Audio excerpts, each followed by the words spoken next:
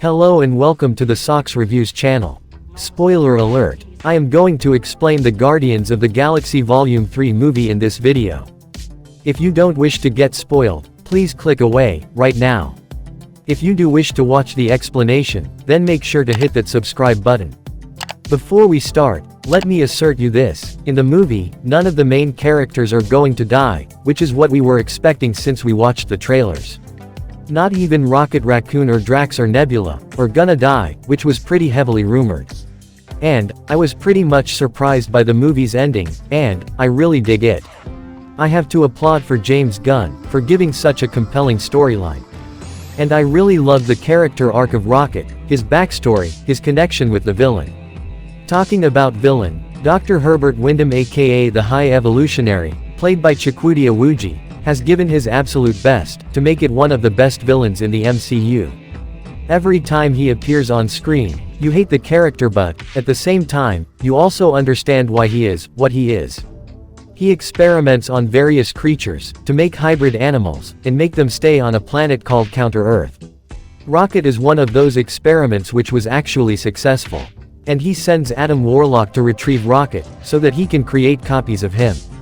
The movie starts with a flashback of Rocket where he was assigned a serial number 89P13. He was among many raccoons in a cage and gets picked up by the High Evolutionary, for experimentation.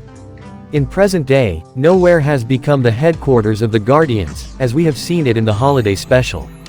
Peter Quill, aka Star-Lord, has become an alcoholic, and others are worried about him. Adam Warlock, played by Will Poulter, attacks the Guardians to kidnap Rocket. There's a huge fight occur between them and Adam almost kills everyone until Nebula defeats him with her mechanical advanced body parts. Adam, created by Aisha, the leader of Sovereign, who was actually created by the High Evolutionary, and since he was born recently, he acts like a man-child in this movie. Adam and Aisha return empty-handed to Herbert, and he was seen disappointed with them. Due to the fight, Rocket is severely injured and was barely keeping alive with the life support. The Guardians team learns that there's a kill switch in Rocket and they have to remove it in 48 hours in order to save his life. We see that Gamora has become the leader of the Ravagers post-Endgame. Kraglin and Cosmo seeks help from Gamora.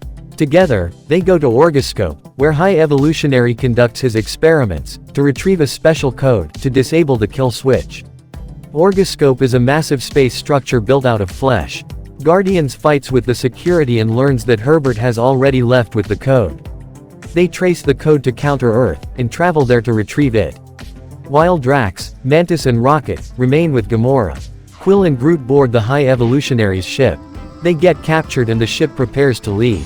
Gamora fights with Adam to protect Rocket. While Drax, Nebula and Mantis board the High Evolutionary's ship. Due to his ship leaving, it destroys Counter-Earth. Adam tries to save Aisha but is unsuccessful to do so. Quill and Groot fights with the Herbert soldiers and manage to retrieve the kill code and returns back to their ship, only to learn that Drax, Nebula and Mantis were captured in the High Evolutionary's ship. On the Guardian's ship, Rocket is unconscious and Peter Quill successfully implements the override code and revives him.